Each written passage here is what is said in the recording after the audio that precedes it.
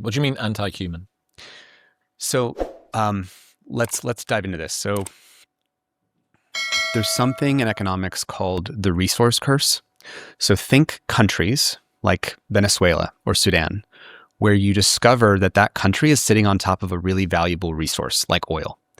And then once a bunch of your GDP comes from oil and not from the labor or innovation or development of your people, you invest more in oil infrastructure and not investing in people. You don't invest in education. You don't invest in healthcare because oil is where you get your GDP and your growth from. Okay. Okay. This is a well-known fact in economics. It's called the resource curse.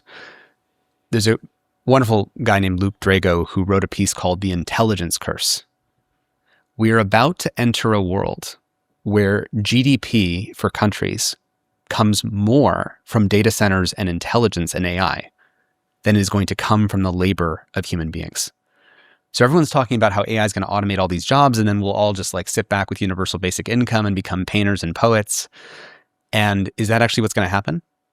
Or when countries get almost all of their revenue from AI and a smaller and smaller percentage from people, do they have an incentive to invest in childcare, healthcare, education, the well-being of their people?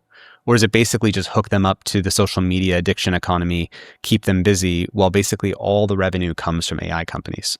And so what I'm trying to get at is this is not a human future. This is not a future that's in service of regular people. This is a future that's in service of 8 soon-to-be trillionaires who will consolidate all the wealth and disempower basically everybody else.